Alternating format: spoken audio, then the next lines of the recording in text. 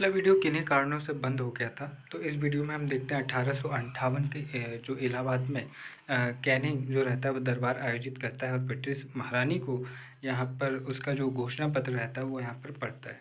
और इसी के साथ में जो ब्रिटिश ईस्ट इंडिया कंपनी रहती है उसका शासन समाप्त होता है और शासन आता है ब्रिटिश सरकार के अंतर्गत। तो देखिए यहाँ पर क्या क्या प्रावधान होते हैं। ब्रिटिश सरकार द्वारा साम्राज्य विस्तार की नीति का त्याग किया जाता है। भारतीय शासकों के साथ की गई संधियां करार पुनः बहाल किए जाते हैं और यहाँ पर हम देखते हैं कि निज़ाम को बरार क्षेत्र यहाँ पर दिया जाता है।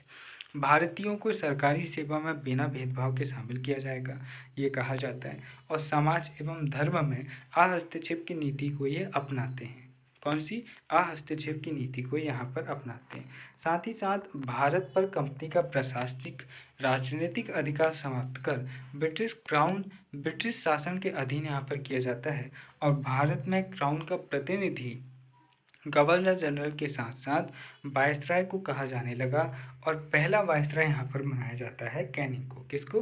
कैनिंग को यहाँ पर बनाया जाता है। लंदन में भारत संबंधी मामलों को देखने के लिए भारत सचिव भारत मंत्री की अध्यक्षता में 15 सदस्यीय मंत्रिमंडल का यहाँ पर गठन किया जाता है और 15 सदस्य 8 ब्रिटिश होते हैं, 8 ब्रिटिश क्राउन द्वारा मनोनीत होते हैं और 7 सदस्य कंपनी के प्रतिनिधि होते हैं। अब लंदन स्थित बोर्ड ऑफ कंट्रोल को समाप्त किया जाता है और पिट्स इंडिया एक्ट 1784 यहाँ पर लाया जाता है। साथ ही साथ सेना का पुनर्गठन हेतु पील आयोग बनता है और यूरोपीय सैनिकों को 40,000 जो रहते हैं तो उन्हें 60,000 बढ़ाया जाता है और जो भारतीय सैनिक 2,38,000 होते हैं उनको 1,40,000 करते हैं। क्यों? क्योंकि ये देख चुके हैं कि भैया भारतीय सैनिक विद्रोह कर दिए तो हमारी समस्या बढ़ जाएगी, इसलिए भारतीय सैनिकों को कम करते हैं। साथ ही साथ क्षेत्र, जाति और धर्म के आधार पर ये सैनिकों की रेजिमेंट का भी गठन करते हैं। जैसे अगर कोई गुजराती एरिया है तो वहाँ पर ये सिखों को स्थापित करेंगे, कोई उत्तर प्रदेश का एरिया है तो वहाँ पर दक्षिण के सैनिकों को स्थापित करेंगे, ताकि वहाँ विद्रोह हो तो उनका कोई लेना देना ना हो और आसानी से वो विद्रोह को वहाँ पर समाप्त करें। 1857 की क्रांति के स्वरूप और प्रकृति पर अगर हम बात करें तो क्रांति पर पहली बार लिखने वाले सर सैयद अहमद खान जो थे वो इन्हें क्या कहते हैं? सैनिक विद्रोह कहते हैं। और सर सैयद अहमद खान एक बात के लिए भी जाने जाते हैं कि जो अलीगढ़ मुस्लिम यूनिवर्सिटी है उसके संस्थापक भी रहे। तो ये इस क्रांति को सैनिक विद्रोह कहते हैं। सैनिक विद्रोह कहने वालों में मुंशी जीवनलाल, मोइनुद्दीन, दुर्गादास बंदोपाध्याय और सर सैयद अहमद खान जैसे विद्वान यहाँ पर शामिल हैं। अब सैनिक विद्रोह की संज्ञा देने वाले चारों लेखक क्रांति के समकालीन थे। क्या? ये बात बहुत इम्पॉर्टेंट है कि ये क्रांति के समकालीन हैं, उसके बावजूद ये क्रांति का समर्थन नहीं कर रहे हैं। क्यों? क्योंकि ये विद्वान हैं और ब्रिटिश सरकार को इनसे ज़्यादा लाभ मिल रहा है, इसलिए ब्रिटिश सरकार का पक्ष ले रहे हैं।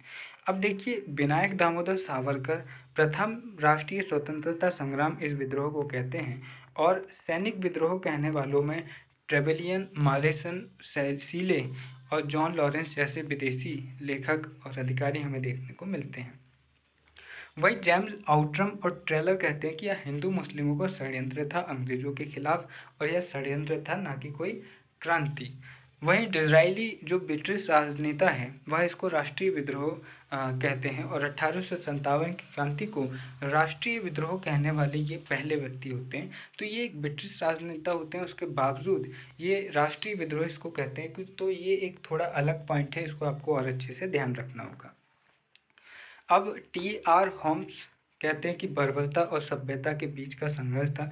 ये कहते हैं कि बर्बर यानी कि भारतीय और सभ्य यानी कि अंग्रेज, उनके बीच ये संघर्ष था। अब एल.आर. रीच कहते हैं कि धर्मांधों और ईसाइयों के बीच संघर्ष था, यानी कि जो कुरीति या फिर अलग अलग चीज़ों में फंसे हुए लोग हैं उनके बीच और ईसाई जो कि बहुत ज़्यादा सभ्य हैं उनके बीच में ये संघर्ष है।